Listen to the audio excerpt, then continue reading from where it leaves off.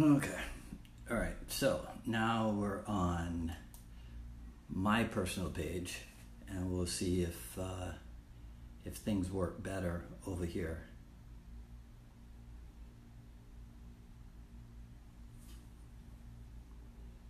So we just got to give Ron and Jesse a little while to get my invitation. All right. Looks good.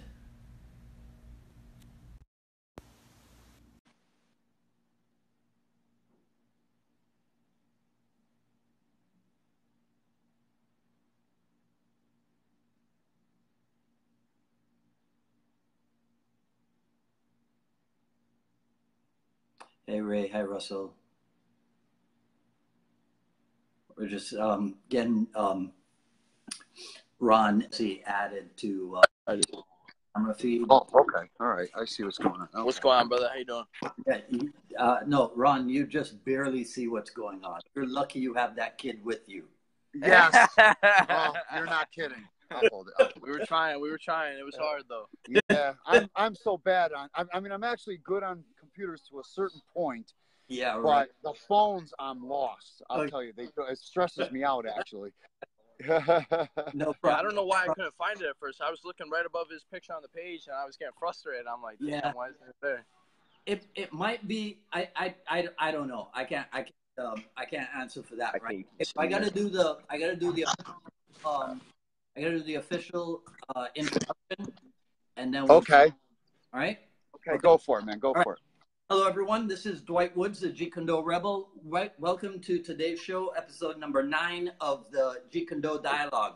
So my guests today are a guy that I've known for some years, but in all honesty, we don't move in the same circles all the time. So this is a perfect example of something out there in the Jeet Kune Do world where people with very similar backgrounds and who are familiar with each other don't get the opportunity to learn that much about each other.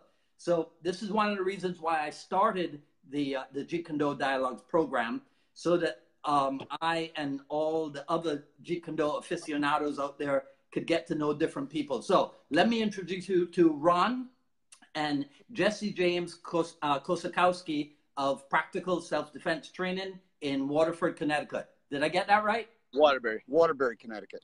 Waterburg? Waterbury, like berry. Waterbury. What do I know? Yeah. Yeah. You're in the warm area. So. Okay.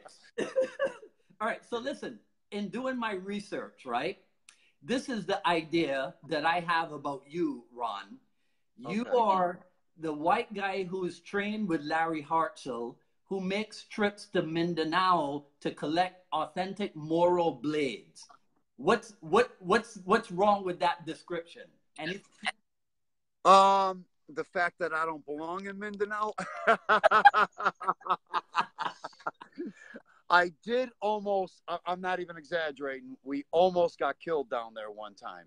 Yeah. And I trained the Special Action Force Commandos all they wanted to do is they wanted Kung Tao because they want their own indigenous style.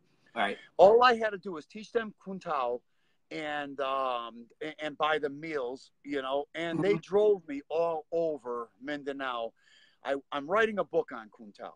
So what I wanted to do is I wanted to interview a lot of the masters down there that are into Kung Tao. Now, I did come across some Marinao people, but the thing is, some of the people that I met, the younger people don't like, they're very radical, especially in this day and age, as you know what's going on there. Yeah. It's not everybody like everybody generalizes, but there are some radicals. And we had such a problem. I had to gather my stuff up like 2 o'clock in the morning because they had lookouts. They saw a crowd coming towards where we were. And we had to get out there, and it looked like they buried the speedometer all the way over on some real rugged roads with this military vehicle that we're in. Okay. We had grenade launch. Was Jesse on that trip? No, he was not. He was little back then. That's probably actually 8 or 7 when that happened. Yeah. All right. And so Jesse's made his professional MMA debut, but it's not in the UFC as yet, right? Not yet. No, not yet. I fought two pro fights so far. I just had my last fight May 4th, 2018, over at Mohegan Sun Arena, Okay. over in Uncasville, Connecticut. But I fought also. My pro debut was in January, so I have 2 fights in my name right now, 2 wins. But yeah, it's going Jesse, good. tell me a little bit about how that works.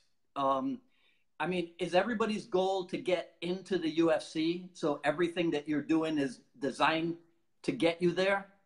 Not everybody. Not everybody's made to be in the UFC. There's a lot of, I mean, if you look at the competition in the UFC now compared to maybe even 5 years ago, the level has gone from, to here to here. You know what I mean? Like, there's a lot of good fighters in there now. So, like, for somebody to be considered UFC level, you have to be like a champ. You got to be championship level. You know what I mean?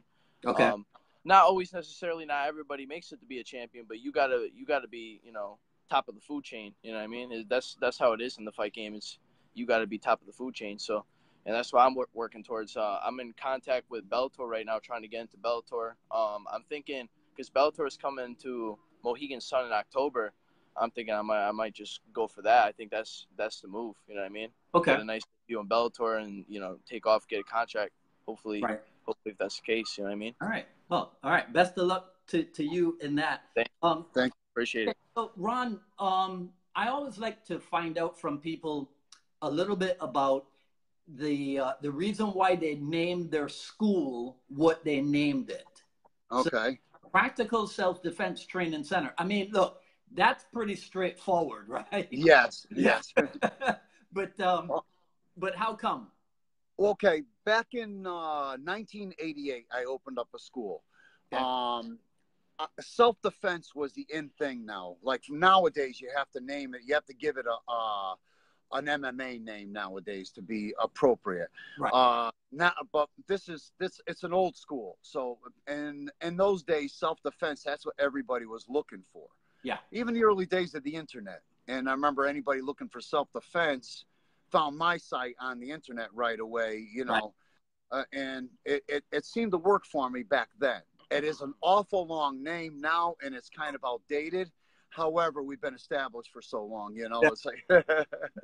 Does anybody ever try to make a joke about your initials and the PTSD? Yes, yep. All the time. People, I was just going to say, people comment to me all the time. They're like, "You going to the PTSD tonight?" I know. Like, dude, come on. How do you not know the name? You've been here for like 10 years. I know. Our own students, in other words, they say PTSD. I mean, it's like, come on, man. Okay. All right. I got another question for you. We've been trying to put this thing together for a couple of weeks. And when I first spoke to you, Ron, you said, and I'd like my son to be in there. And here's what you said. You said he was raised the right way. Yes. What does that mean? Okay. He's a good kid. All my kids are good kids. That's the thing. And, I'm old school. I'm open with my kids the way I raised them. That's one thing. He was raised as far as in the martial arts, literally raised in the martial arts because he was at the school with me a lot. Even when he was little, he was playing with his toys after the kids' class was over and stuff like that, And my G.I. Joes.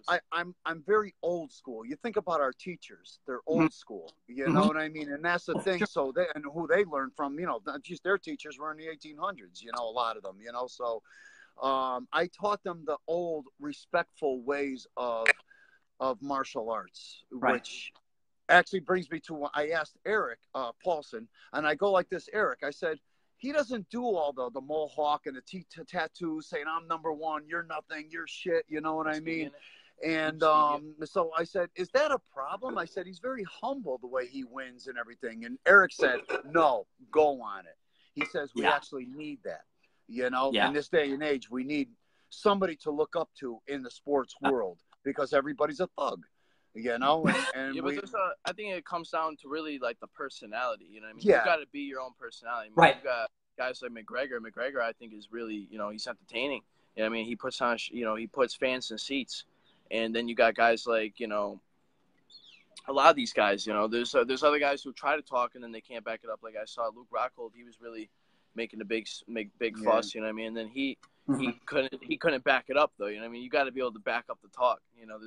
There's a lot of guys who make a certain image. You got that like GSP type image, which is more like that humble martial artist humble, type image, you know. And I like that. I think that's more like fitting to me as a person, as an individual. Right. But you also got to tell it like it is. You can't go in there not confident, you know, and say, oh, you know, this dude is so good. And like, you know, you got to know that you're going to destroy whoever's in front of you. You know, you got to have that killer instinct, that mentality. An enemy is the enemy. I mean, at that point, you know. Yeah, I was going to ask you, Jesse, what it meant to be raised the right way. What did that mean to you? Well, like, I think that there's a lot of kids my age that don't know what they're going to do in life. You know what I mean? There's a lot of them that they grow up not knowing what they're going to do. And, like, from an early age, working with my dad, you know, and then having, like, a good family behind me that supports me, that, you know, wants me to do the best at what I do. They supported me saying, you know, I want to be a professional fighter. You know what I mean? Because I had a lot of people in school that would, you know, even teachers, you know what I mean? I would tell them what I'm going to do. And, you know, they'd believe it, but they'd be like, you know, you could tell that there was like a little doubt in them. They're like, oh, I don't know if that's going to, you know, really work out. Maybe you should, you know, have something as a plan B or a plan C or whatever. You know what I mean? I was like, nah, this is what I want to do. You know, I want to go all the way with what I love to do. And that's martial arts, is fighting. You know, there's something about stepping in that cage where I just feel at home, you know? Yeah. You think about it, even owning a martial arts school, how many people say, really, that's what you do for a living? Yeah. You think about it. Like, martial arts doesn't look like a job to people, you know? Yeah. It's a different kind of work. You know what I mean? You gotta be made for it. Okay. All right. So, Ron, on the website, right? I was looking today at how you have I think it's 4 or 5 columns with the name of the martial art method and then the description under it. So I'm going to go through the 5 columns and you tell me your history and background. So at the far left is Filipino Kung Tao. So okay. Give me the history, background, your history and background in Kung Tao. Okay. In 1976 or 77, I met this guy, Joe Rossi, and, well, a friend brought me down there, you know, I was like 17 years old. And, so I was into, Tung Sudo before that. And I used to do a lot of point fighting. And, what had happened is, he kept saying, why don't you come down to my school? He goes, it's completely different. And he actually tried for a few years, actually. And finally, he got me to go down there. And I was, the way you know me now, I was a different person back then. I was kind of a street kid, you know, if you want to call it thug, they call it nowadays. You know, I was one of those types, fighting all the time, everything, you know. And I doubted Joe Rossi's movements. I asked him if I could put him into something. And I put him into it, and he slammed me down like I was nothing. Wow. And I did it a second time, and he slammed me down like I was nothing, put his foot on the back of my head, had my fingers bent backwards, and, you know, while I was on the ground, in other words. And when I got up, I go, where could I join? Right. You know, I said, I'm ready. And I stuck with him for 25 years till his death. Wow. And I was with him 5 to 7 days a week, and traveled with him, did everything with him. It was, in fact, you know, in those days it was hard to find Silat or anything like that, which Kung Tao is just another dialect of Silat. You know what I mean? Yeah. Okay. So it was hard to find, and man, it was the ultimate. And this guy was the real deal. You know, to explain Joe Rossi, he's had to use it. You know. Okay. So it was a good person to learn from. All right. You know, to the right of the Filipino Kung Tao symbol is the Jeet Kune Do symbol. Background and history. Okay. Well, I'm certified under our teacher, Guru Dan, Larry Hartzell, and Paul Vunak. Okay. And I've trained with many of the other original guys, just because there's so many varied opinions in there. I wanted to see what those opinions are. Because I've done that, I feel I have a very good, vast background in in Jeet Kune Do because of what's going on. Because, like I said, they have their varied opinions. Something that works for me might not work for you. In other words, I mean, we know all that story. Right. And so I saw by seeing what everybody's opinion is, I feel something to offer any student of any size or age, for that matter. You know, that's the way I feel. You know, and I don't know. I spent a lot of time with Larry Hartzell. I've spent a lot of time at his house, training with him privately. Right. I used to have him twice a year at my school, and we always spent sometimes Monday and the Friday doing private lessons because I wanted his whole method. Yeah. And boy, that man had a lot to offer. You know what I mean? He's, you know, the treasure chest of knowledge is it's self-explanatory when you work with him. Jesse, that's how you got prepared for what you're doing now? Through 100%. Yeah? 100%. Through all, like, the work that he's done, you know what I mean? Mm-hmm. I mean, I've been working with him basically my whole life, you know what I mean? So I've got a lot of knowledge from all these different styles that he was able to learn over the years. Right. You know what I mean? So obviously, you know, I got to give credit to the pops right here. That's where it's from. I mean, who else has brought out big purpose? What? Who else has your dad brought out to the Academy for seminars? Who else have you brought for seminars? Leo Gahe, the Gracie family. The thing is, I never really got to work with a lot of people at his gym, but we go to Jeet Kune Do seminars. Like, we worked with Steve Golden. I've worked with catch wrestlers like Mike Martell. Okay. We travel all the time to go work. We go to Eric Paulson's seminars. Eric Paulson's a huge name in grappling and Jeet Kune Do, the Jeet Kune Do world, and the MMA world in general. So we travel a lot and work with all these different people to get different ideas, different looks. I train. I do a lot of. I contribute a lot of my success to my strength conditioning, like even aside from martial arts. You know what I mean? Because I think conditioning is the biggest aspect of the sport. You know what I mean? If you're not conditioned, you're not even going to be able to last. If you're not going to be able to pull off a lot of the technique. So the training that I do with him, it's based off of a lot of conditioning. You know, we're not practicing one kick, you know, like each kick like 10 times. We're practicing one kick like 10,000 times, you know. Right.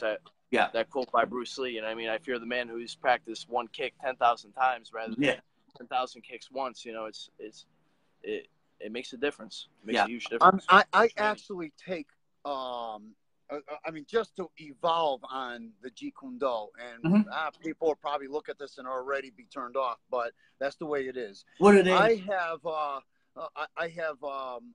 do the Kung Tao kick training methods that predate equipment. Okay, they have to do something for the power, right? Right. So these kick training methods are what he's been working on, and believe me, this kid could do a 3-hour workout. I think 40 minutes, and he was dying of this. And that's all a workout should be anyway, you know. But I adapt the Jeet Kune Do method within the kick training methods. Okay. See. And what had happened is, like, you know, and I'm telling you, his kicks. I think the next fight we're going to see something that's going to impress the hell out of you. Well, you got to get that book and the video series out. Yes, I do. Yes, I've been working on that book for a long time. Right. Video series. I don't know if I'll have time to make one, but right. So we keep moving to the right. Integrated grappling systems. Okay, that's easy. I started off with Sifu Larry in his catch wrestling and Shuto and Dumag blend that he used to do. Okay. And like we all did back in the 80s, you know? Yeah. So, I mean, he kept evolving and learning more too. So I went out on my own. I probably trained for with just about everybody, the older crowd in the Gracie family. A bunch of other Brazilian Jiu-Jitsu guys also. Yeah. I also went to judo, and I did judo pretty much full time, privately, semi-privately, and through the classes for like 7 years. I went fanatic with it because I found judo. It blew my mind because that's a hell of a style. I know people think it's weak. I don't know why. You could kill somebody with that style. You know what I mean? Yeah. It's beautiful. Oh yeah. So I spent a lot of time in judo under two people, Sid Kelly and John Pereira are my two major teachers. John Pereira was my major instructor in there. He's a judo champion. He's from Brazil, and incidentally. Wow. I worked with George Medi, who some of the Gracie family went to back when they were in Brazil. Okay. You know, this guy is unbelievable. George Medi, he knows the leg lock and the old school. He's in his 90s now, but he knows the old school methods of judo, which people don't see anymore. Sweet. Like the leg locking, for example. And I couldn't believe he was showing me leg locking. I say, wow, this is stuff I'm doing with Larry at the time. And it's pretty much similar, a slightly different approach off the judo throws itself. Okay. You know? Got it. So there's a lot of grapple. I must have had, I don't even know. I got to count. It could be like 27 to 30 different grappling instructors I've worked with over the years. Wow. You know, without exaggerating. Yeah. I was nuts. All that I put into it, I'm so broken down from a couple of car accidents. I got a blown out elbow. I lost a lot of muscle from a car accident. My lower back is bad from a car accident. I can't even grapple anymore. I'll grapple with him. I've got another student, Fabio, I do it with, but they Tai Chi grapple with me, and they know what's going on. So this way I can maintain that part of it. Yeah. You know, but I can't go haul out and have some 21-year-old wasn't flow grapple. From an injury recently? My car accident was in 1991 that I got, and I broke 2 vertebrae. And what had happened, I was down I was fixing it. Probably it took me like a good year and a half to fix. But I'm paying for it now because, you know, bone grows back bigger when you heal it, when you break it, and it's crushing my vertebrae. So I'm doing a lot of things like yoga, the Kung Tao stuff, which really I'm heavy into the Kung Tao working out because that's kind of, I don't know how to explain it. Not Tai Chi like, but like, you know, just a little higher impact than Tai Chi. But it's like all the movements that you would do to develop the core, basically, you know. And I'm doing other stuff. I'm training my son, so I mean that's a workout. So that's what I wanted to ask you, Jesse. You've been able to stay pretty much injury free, right? For the most part, kinda. I mean, the thing about mixed martial arts and training it is when you're always training, because it's a 24/7 job, but you got to make it a lifestyle. So it's really not the fight where you get injured. It's usually the training that's leading up to it because you're training so hard. I mean, you're just bound to be micro tearing muscles or any of that, you know what I mean? So that's why I make sure that I have, you know, a lot of things I do to recover after my workout. So I'm not just doing the workout. I'm taking my Epsom salt baths. I'm taking my ice baths. I'm going to get cryotherapy done. You know, I'm icing injuries, whatever. You know, I'm putting dit da chow, whether it's the dit da chow, some Chinese medicine or whatever, on injuries. You know what I mean? I'm using it to make sure that I'm 100% on fight day. But nobody really ever is 100% on fight day. There's always little nicks and knacks that you get throughout camp. But my last fight, I'm not sure when it happened because I was landing some real good elbows, some good strikes from the ground. I hurt my right shoulder somehow. I got a sprained AC joint in my shoulder. At least that's what the doctors are telling me what's wrong. But I just been healing that right now. But I'm kind of looking at it as like a blessing in disguise, though, because I've been really getting a lot stronger with my legs. My left hand is getting a lot more snappy. So I've been really getting better in other areas. I'm always trying to train what I could, you know what I mean? So my footwork's getting faster. Everything's getting better, but it's also without using my right arm though, it's frustrating because I'm limited, you know what I mean? I can't do what I want to do. I want to spar, I want to grapple, but right now I gotta, you know, I gotta stay outside. Yeah, I watch him like a hawk when it comes to injuries too. Sit on the bench. Because what happens, I was old school. I would go out there, hop on one leg, put my crutches up against the wall, and train. Right. I will not allow that. You know what I mean? It's like, in fact, I do that with just not because he's my son, just because I learned from what I did that was to me stupid. You know what I mean? Yeah. It's like I went and I did a fight when I was a month and a half before I had a knee replacement with Chuck Liddell. I don't know if you knew that. And it's like the doctor said, if you go, you could be crippled for life. And I'm like, oh, I want to fight though. I'm 40 years old. I want to do it. You know. Yeah. Well, I think now you're at the period that we call wisdom, right? Ron. Yes. Right. Before I thought warrior, straightforward, and that's it. Yeah. You still could think warrior, but warriors have common sense also. Back to the website. Filipino Kali Eskrima Arnis. Background and Okay. When I was in Kuntao, my teacher Joe Rossi knew Remy Prezes, right? And what had happened is he introduced me to Remy because he was in the area doing a seminar. I guess they were in touch. He called them, said yes. He said bring him up. So we went up there. There was two of us that went up there. Mm-hmm. And what had happened is I got my introduction to the stick work. Remy is limited by what we do now, but it's good. It was good introduction, I thought. Okay. You know, there's a lot of stuff to it. Then I met, I'm not sure, oh God, I can't think of his name. The guys that were in Long Island, they were holding Guru Dan, I think it was like 1987 or 88, I think it was. Then Princeton Academy, they were holding him. That was Say, excuse me? Princeton, that was New Jersey. Yes, he was in New Jersey, and the guys in Long Island, I can't think of their names.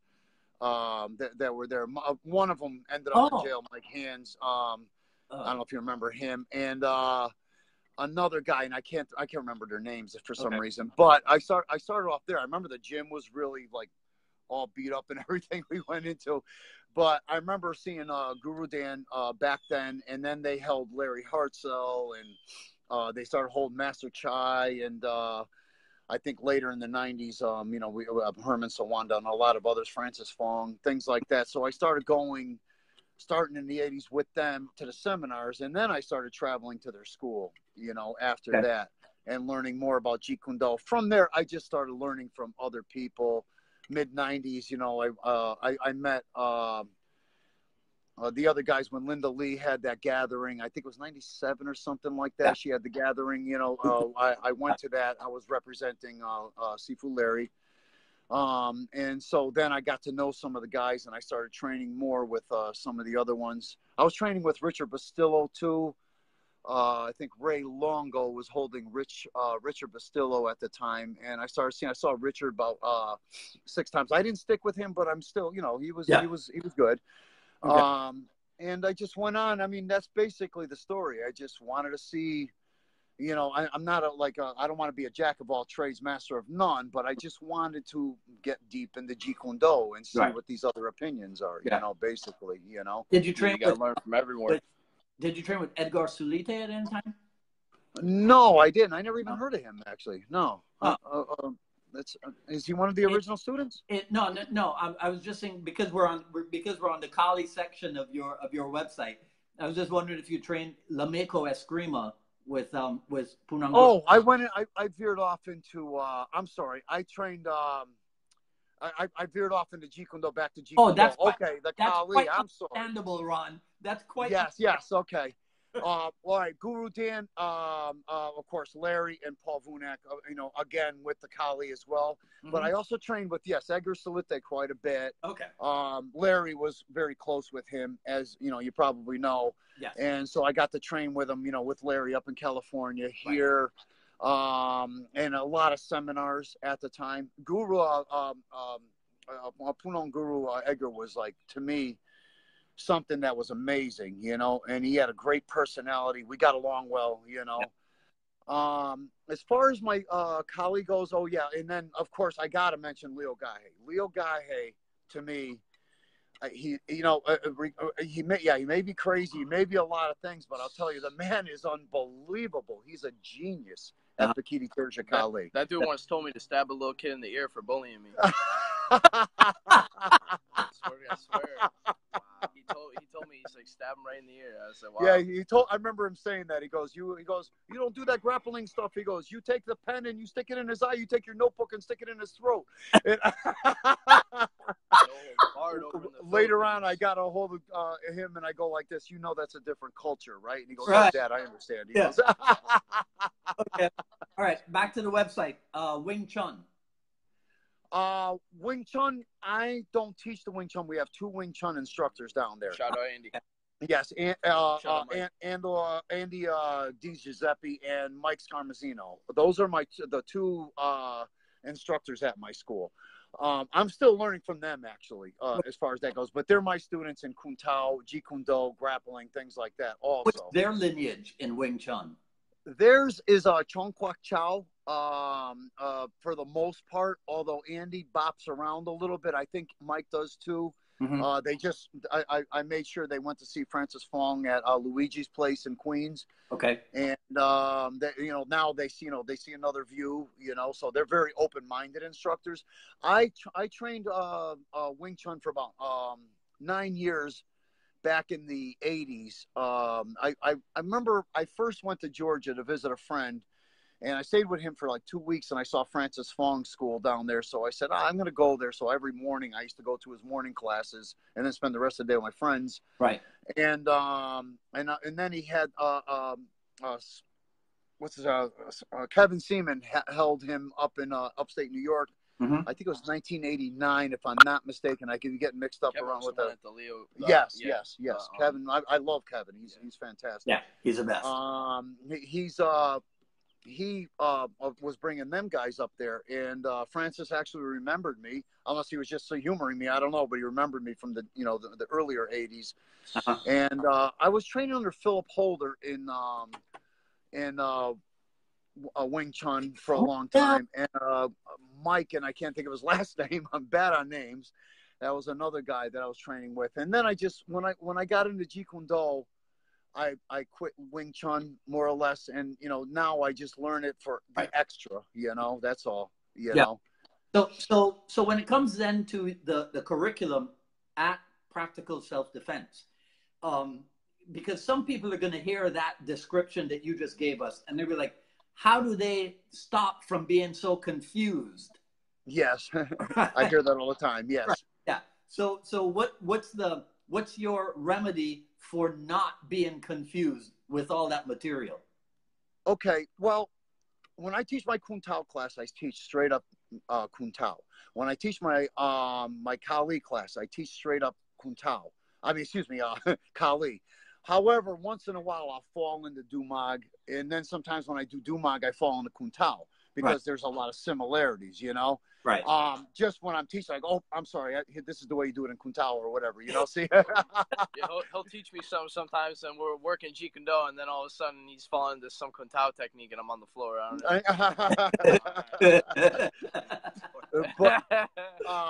But when I teach Jeet Kune Do, I used to blend. Back in the old days, I used to blend everything. I think we all did back in the old days. Mm-hmm. And what I do is I found that everybody's coming to my conclusion. So I said, you know what? I'm going to separate the systems. If people want to learn more than one system and blend or whatever, I feel they should take more than one class instead of like learning everything what I come up with. Because again, that's what I do, you know what I mean? But I can't see we have a couple of small students. I can't see them doing the same thing, that I do, you know what I mean? Or whatever the size, Okay. So I separate the classes now. I don't get confused. Now, would I fall into in a fight if I were to get into something? Right. Who cares? Right. You know what I mean? It's like as long as it works, you know? What about the kids' classes? How do you structure that? The kids' classes, we have Fabio Rivera. He teaches. In fact, he's here with me now. He teaches the children's classes, Brazilian Jiu-Jitsu, straight up Brazilian Jiu-Jitsu. I'm an influence on Fabio and my grappling method, so he throws in a few things for the kids too, and some of the training methods. So. Pretty much, I feel that's a safe self-defense for kids. And of course they like to do the tournaments. To me, if a child takes somebody down and they hold them in cross body, say for example, I feel that's safer than, kicking him in the groin, breaking his leg, grabbing him by the throat and headbutting him. You know what I mean? I just, while that's cool and parents want their kids to know that, I don't think in this day and age, kids should be doing that so much, and I definitely won't teach Kung Tao or Kali, to the kids, Okay, the last one on the website is the PRT fitness. Yeah, that was the fitness program I was telling you about for me to get in shape for all my fights. Rob's shout out Rob. Rob Beeman. Yeah, Rob Beeman. His conditioning program over there is second to none, man. I mean, we're reaching new levels in fitness over there, with, working our whole body out. You know what I mean? He focuses a lot, especially on legs and core, because legs and core, those are the two most important things, in my opinion, for martial arts, because you need a strong core, you need a strong base. Your legs make up for like 60% of your punching power alone. So that being said, you need to have strong legs, you need a strong core.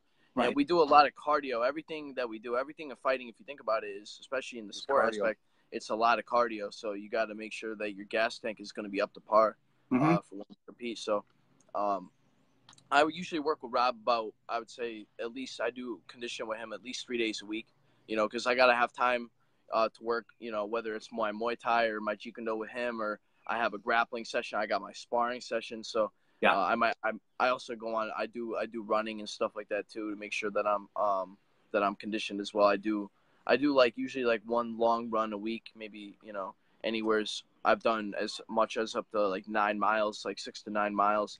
But other times I'm doing like sprinting, where I'm just getting the short burst intensity. So like I'll do like 20 seconds, I sprint up a hill, and then for 10 seconds I rest. 20 seconds, sprint up a hill, 10 seconds rest. So you stuff make like me that, feel where like a loser. Yeah. As you can see, though, he's getting the old ways from me, because that's what I do. Yeah. The guy, Rob Beeman, what he does is he just graduated college. Well, not just, a couple of years ago, graduated college, and he's a big, deep researcher. Yeah, he researches a lot. And he's been with me for a long time, so he puts the modern touch to these things. Yeah. I'm into the kettlebells, the Indian Gata, the Indian clubs, a lot of like I said, the Kung Tao methods of training, and just old school ways. He takes it to modern levels with modern equipment and stuff like that. Yeah, he's always got top-notch new stuff that's on the market that's necessary. So Jesse's getting both, and I feel that's working him nice. What's the PRT and PRT Fitness stand for? Oh, I don't even know. I forget. He doesn't really mention it too often. In fact, he doesn't even have it on his cards. I forget. Yeah, because it's his thing, and I'm not even sure what it means. All right, I got a. I'm not sure, man. I'm really not. I got a question for you. I got this. I was asked this like 30 minutes before we came onto the show. What is the best self-defense weapon to keep at your bedside? The best self-defense weapon.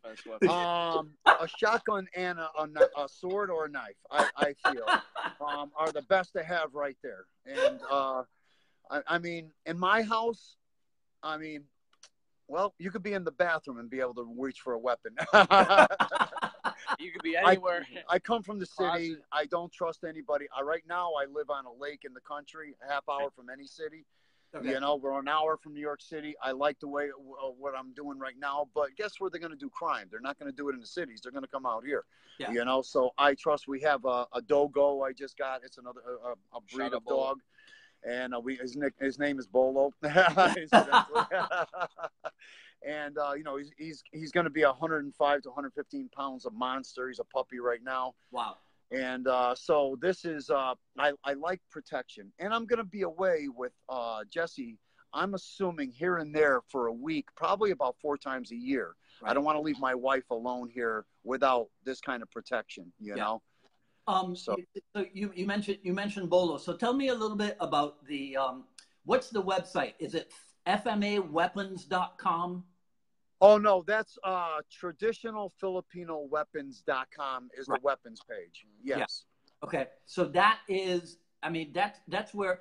Tell me a little bit about that. How did you? That's the stuff that you got out of Mindanao. Is that it? Is that how that? It's actually in Luzon. Okay. We sell a lot of the Mindanao blades, but we're selling them blades from a lot of different islands, a lot of different cultures. Mm-hmm. I went around the Philippines with some friends that I know out there, and I wanted weapons. It's like 2000, 2001, I can't remember. And what had happened is I found some weapons, but they're made of the spring steel, and they're not the best looking. They're not the best, not really nice, but they were weapons, and I was satisfied with getting swords. Okay. My second trip there, I met a guy who actually made the karambit, and he also made a ganunting because he heard about what's going on with the ganunting and everything like that. He didn't make it correctly yet, but he made it. But I thought it was so strong, it was so beautiful. At the time, it was just 5160. That was the steel quality, and over the years, what had happened is, let me finish that story. When he made me a box of karambits, and we went into business on a handshake. Wow. On a Filipino guy I didn't even know, and probably gave me like about $3,000 worth of karambits. Wow. Right? That's what I ended up selling, and I ended up. We were talking, and we wanted to make a lot. I said, if you do this, I said, I know I could do something with this business, because his family was been making blades basically for, if you want to call it the tribe, back in the old days was First Tribe. Mm-hmm. And then for, here and there for other people. But it wasn't a big business. And I said, I could do something with this. Yeah. And I did. You want to know something? I sold out of those karambits within 2 weeks. Wow. I'm in the FMA world. I've been traveling for all these years, and I mean, in 2 weeks I sold them and send him back money now to make. We started off with one type of Chris. I got to think about this. The Campilan, the Ganunting, of course. Mm-hmm. I'm trying to think what the other. Panute. Mm-hmm. And a few others. I can't remember them all. We started off with just those. Yeah. And and they went fast. I couldn't believe how fast they were going. I mean, and this full-time traditional Filipino martial arts is a full-time business for you? Yes. Wow. Yes, I run the weapons and the school all day long, and I'm more than busy. I probably put in a good 16 hours a day between training my son, right, running the school, doing private lessons, which I dropped a lot of them. I gave them all to my son for the most part, but he doesn't do Filipino martial arts, so I do the private lessons on that. Grappling, the Jeet Kune Do. Yeah, so. A lot of that. And, I do an occasional workshop for my long distance students that still want to learn. So I do occasional workshops. I hold a Kung Tao camp, which is coming up the 21st of July. And, I get a lot of my long distance students to go to to those, because those people want to pursue Kung Tao. Yeah. And, basically it's full time. It runs me, rampant actually, Oh yeah. My wife actually is the one that got me to see what the other side of life is, which is fun, Yeah. Yeah. Not that martial arts is not fun, but, I do need to have fun and do things. I'm kind of a square person, in a roundabout way, yeah, but. Okay.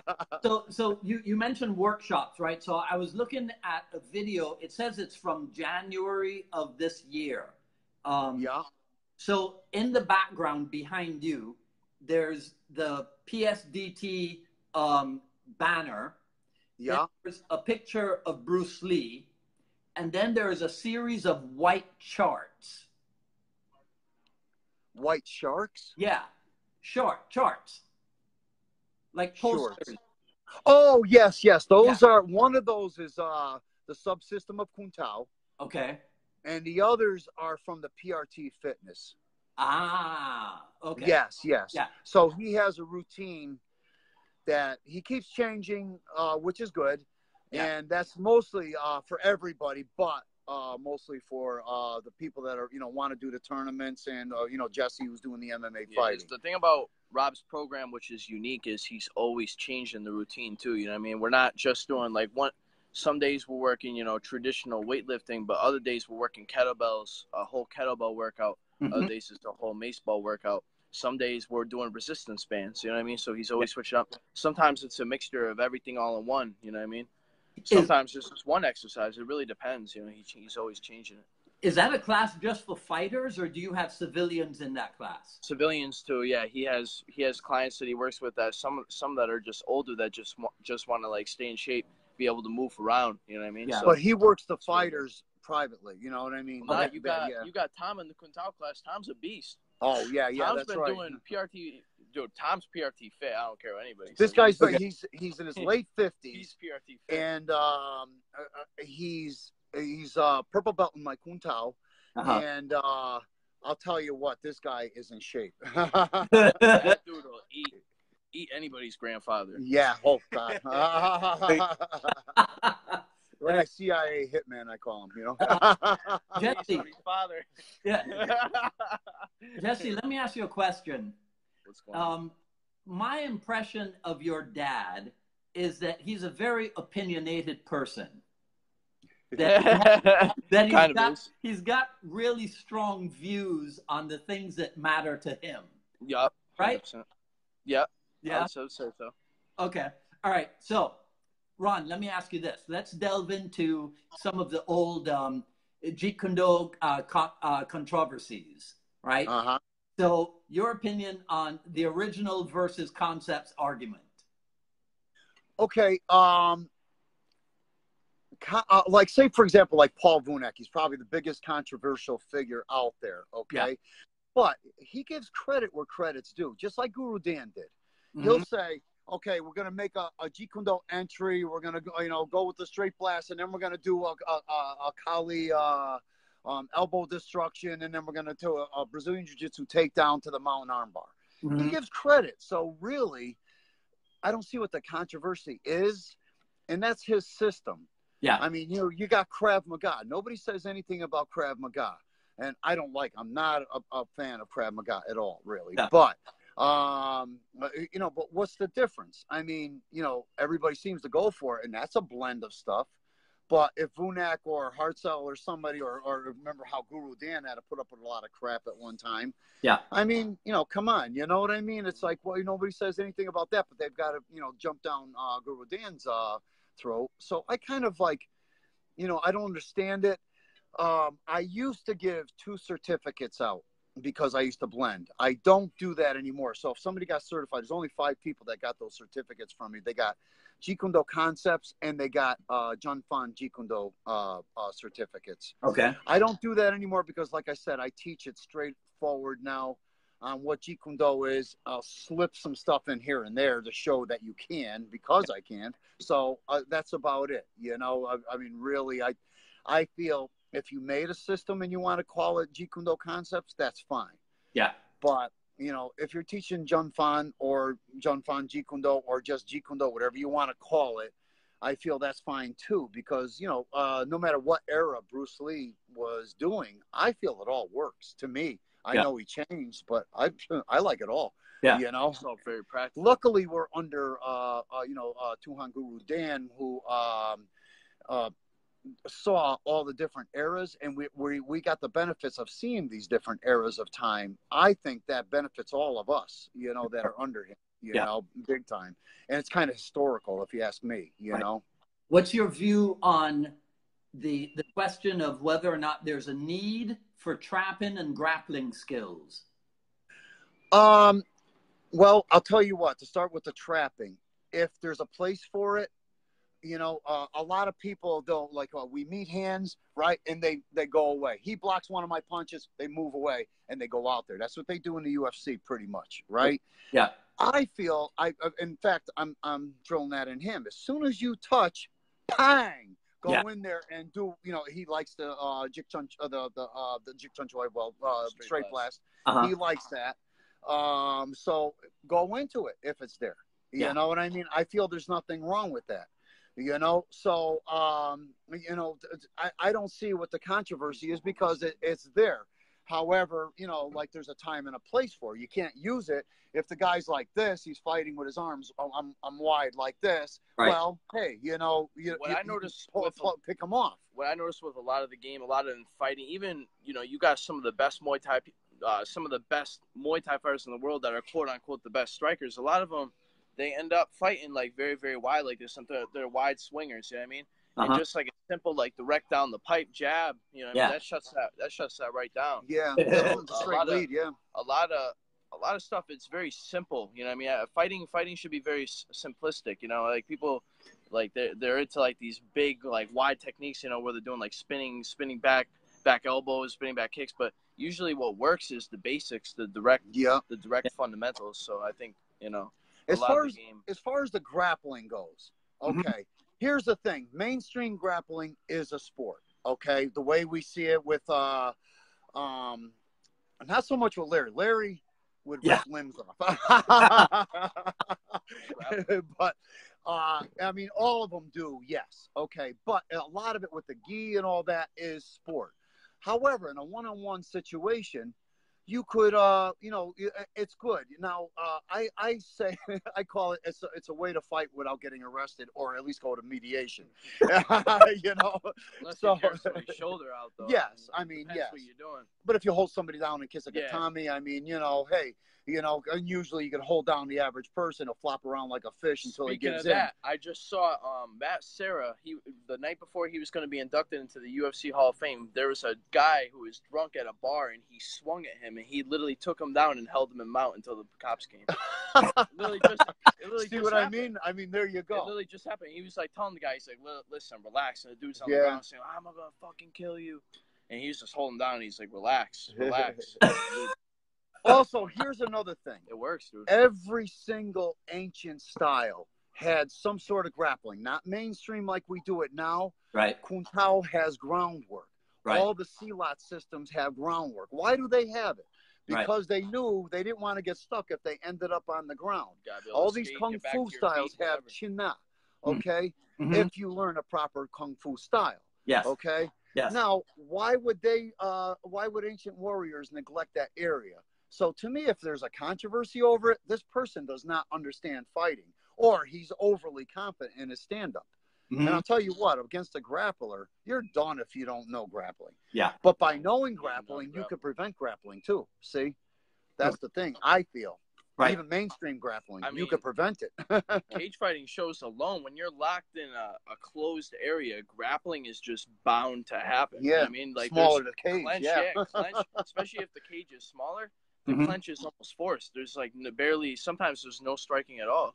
You know what I mean? A lot of times people go straight for the takedown. So grappling, I feel, is very, very crucial. You know what I mean, to your game. If you don't have a good ground game, you're not gonna. I don't know. You're not a very well-versed martial artist, in my opinion. You know, you're leaving a big aspect of the game out. I mean, you need to know how to do everything, though. The same goes for those people who are like, oh, jiu-jitsu, that's the answer. You know what I mean? That's the only answer. It's like, no, you're wrong. Yeah. If you don't know how to properly defend yourself on the feet, how are you even going to get to the ground? Period. Exactly. You're not going to go up there and grab them. People fight back. Boxer shut that takedown right down as soon as he lands an uppercut or something. As soon as he comes in, I mean, that'll shut it right down. All right. So now, Jesse, how do you keep the grappling simple? How do you keep the grappling simple? Really, what it boils down to is the training. You know what I mean? You train something so many times where it becomes second nature, where you don't even have to think about it. Because if you're in a situation where you're just thinking, you're not reacting. Yeah, that's a dangerous scenario. You know what I mean? You're not relaxed. You need to be poised. You need to be just completely relaxed and just depend on what you train to do. If you're trained to do something, then it should just come to you. You shouldn't even have to think about it. You just do it. You know, that's really what it boils down to. Reflex development is something that I'm very big on. Okay. You know, and not just learning a technique or a drill. I'm very big on reflex development, and that's what Kung Tao consists of. That's what it does. Yeah. You know, so that's what I adapt that again to all my styles. And to make the technique simple, you know, you gotta have good technique. Period. You know what I mean, if you're practicing the move wrong, then there you go. You can practice something 10,000 times wrong. Right. I was going to ask you about that. So take the 10,000 kicks or the one kick 10,000 times quote and apply it to grappling. How would you describe that? So like if I practice an armbar, you know, and I'm practicing it, I'm not pinning the legs on the head, you know, I'm helping myself down with my arm every time I do it. I'm not grabbing the arm tight, and I practice that, let's say 1,000,000 times. I'm still going to be horrible at doing arm bars because I'm not practicing right. But if I'm real tight, you know, I stay real controlled. I'm grabbing the arm, I'm pinning the face down, throwing the arm over, and I'm grabbing with the arms and chest out, shoulders back, hip forward. You know, it's not going to, you know, you could once you practice that 10,000 times, you know how to do an armbar. You know what I mean? All of a sudden, he literally did. All of a sudden, the dude's arms right there. He's already tapping because you already took his arm. And I'm real big on the grappling. All of my fights I finished by submission. Every single one of them, except for my first fight. I had an amateur fight against this dude Rafael Edwards, but Rafael Edwards was also 4-0 at the time, and he had 4 wins by knockout. He was a very, very tough opponent, but I still pretty much dominated with using grappling techniques pretty much all 3 rounds in the fight. So I think grappling, you need to practice it right. At the end of the day, you need to have a good instructor. Luckily I'm blessed. I have my dad. He's worked with all grapplers. He's worked with the Gracies, John Pereira judo. And obviously Larry Hartzell is a big part of the game with the catch wrestling. So, it's good that we have that background. So what are your contributions to the book going to be, Jesse? My contributions to the book? The Quintal book, you mean, or? Yeah, the book that you're working. Oh, okay. What was? Well, I am talking about him. In there, I do talk about the training methods that I slip in. Like I said, I'll borrow from one style. Maybe it's not technique, but it's the training method. So I might borrow to because that's what I'm doing with him. So I'll talk about that somewhere in there. Okay. Because it's logical. I mean, that's the thing. You got to in order to develop the reflex, you have to have some sort of reflex development drills besides just fighting. We don't fight all the time, and that's where you get your practice. A Roman warrior practices. Practiced. They did all the. They cut through logs. They would fight. They would grapple. They would do all kinds of things on their off peacetime. But they got their real experience in the battle. Yeah. Muay Thai fighters, as you know, they practice light and they train. But the real battle, they go hard as hell. Yeah. When they're in the ring. It depends on the gym, though, because I know, what's that? There's a gym over in New York. But those are the people that get injured. I think it's that Satan gym or whatever. Or there's another one. There's another one that Rob Font trains out of City of Tongue. I think it's City of Tongue, Boston.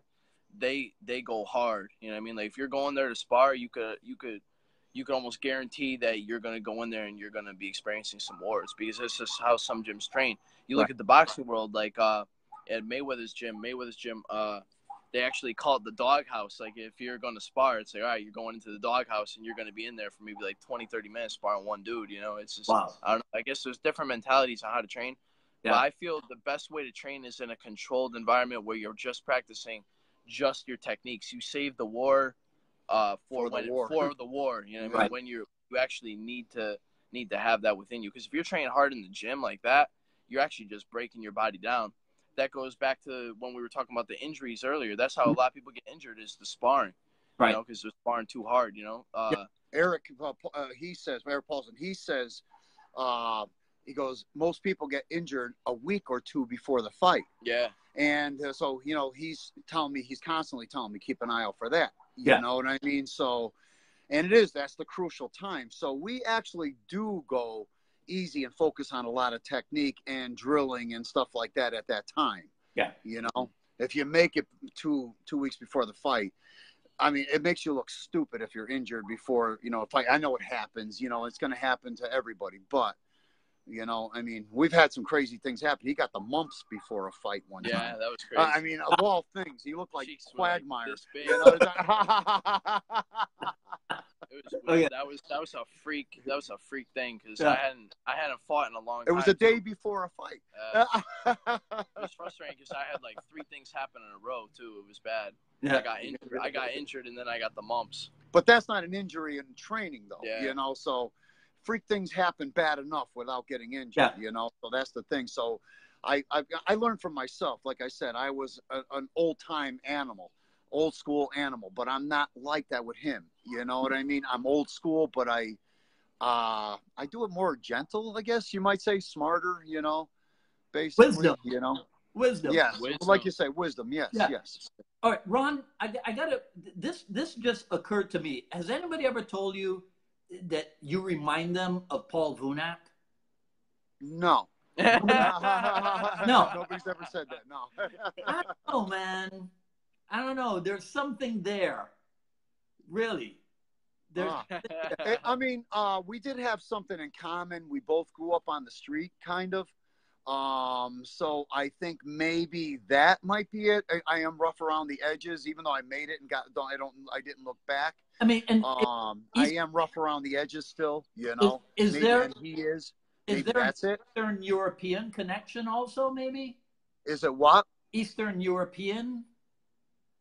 I don't know. What is Vunak? What I don't even know what he is. I don't Yeah. know. I'm not even sure what he is. Yeah, look up Vunak, bro. Yeah, I'm not sure what the nationality that would be. Yeah. He's not Polish or Italian, and that's what I am. So I mean, Okay. yeah. One part of me that says forget about it. The other part forgot about it. You know.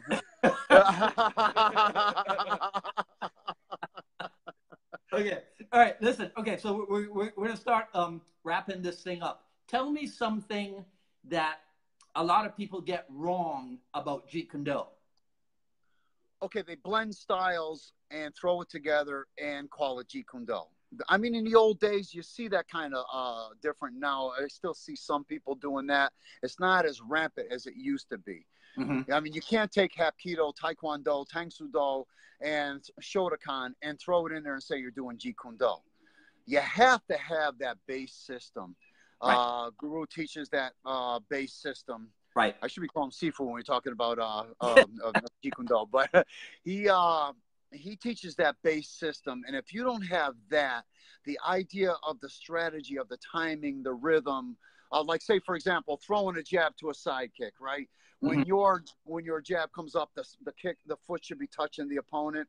You know, that kind of thing. Or when you throw a kick to a punch, say, for example, when your foot hits the ground, your punch should be landing on the target simultaneous. That kind of rhythm. A lot of people don't have that. Right. You know, and I see, I don't know, I actually disagree with a lot of people's Jeet Kune Do. Yeah, a lot of Jeet Kune Do I see it's a lot Wing Chun oriented too. Either Wing Chun oriented only, or they're doing kickboxing. That's what I'm saying. They're doing like one or the other instead of having a blend where where you can pick and choose. You know what I mean? Like I feel we were blessed with the proper teachers. You know, well, I don't think it's. I think it's that fact that you worked with so many teachers. Yeah. That's really what it boils down to. I think too many people have one look instead of multiple looks. That is another thing too. That a lot of people, when they see, I mean, it comes to swords too. If they saw this particular design sword, everybody else is wrong. If they saw one particular style of Jeet Kune Do, they think everybody's wrong. I had one guy go on online, and I showed when somebody slashes with a knife. So I did a hubud parry into a bicep push, and then I did a takedown. And the guy goes like this. He goes, "You're going to get cut doing that."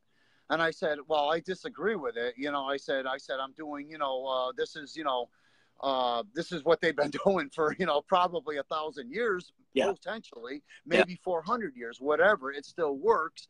And, geez, I mean, I think I got military and police coming to me from various different parts of the world for a reason, because they feel it works. And the guy goes, you can't take criticism, constructive criticism. He goes, "You're never going to make it." I'm like, okay.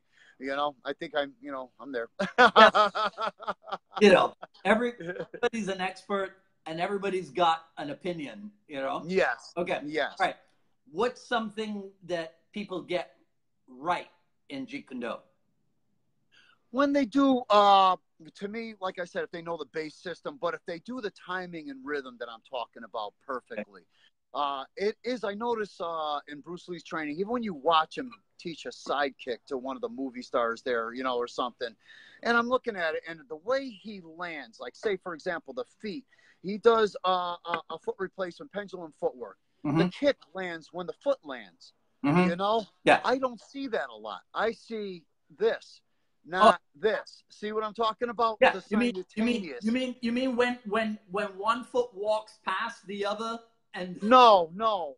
They do it in 2 counts rather than 1. I know what you mean. Maybe I could explain it better that way. One beat instead of half beat. Yes. Yeah. I mean, I think that a lot of people, I see that because they're also learning the technique.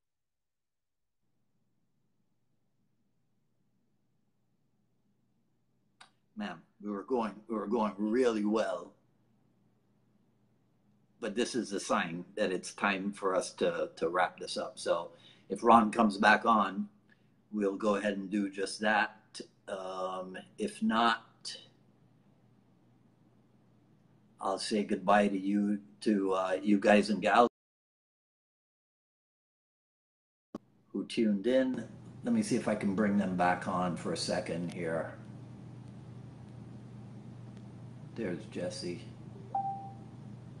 Yeah.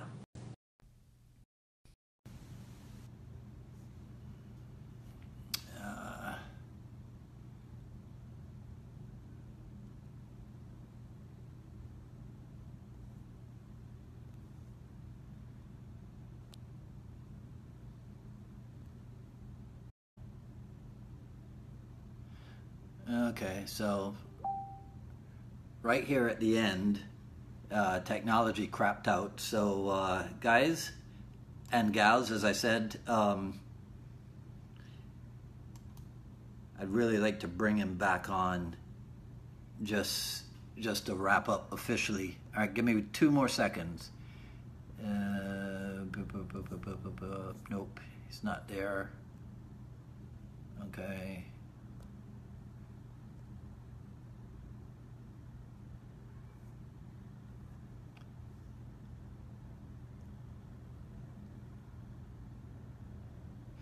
All right, so okay, I can't get Jesse and Ron, but so I'll wrap this up myself. I don't know about you guys who were here for the show. I had a fantastic time. This is episode number 9 of the Jeet Kune Do dialogues. I mean, everything's been different, but I really enjoyed hanging out with those two guys. A wealth of knowledge, wealth of personality and opinion and what have you. Unfortunately, at the end, technology failed us and I couldn't wrap up with them officially. But that's it. That's episode number 9 of the Jeet Kune Do dialogues. Be sure to keep your eye on Facebook and Instagram for notifications from me. This is Dwight Woods, the Jeet Kune Do Rebel. You guys, thanks for joining in, and enjoy the rest of your day, and we'll see you next time around. Take care.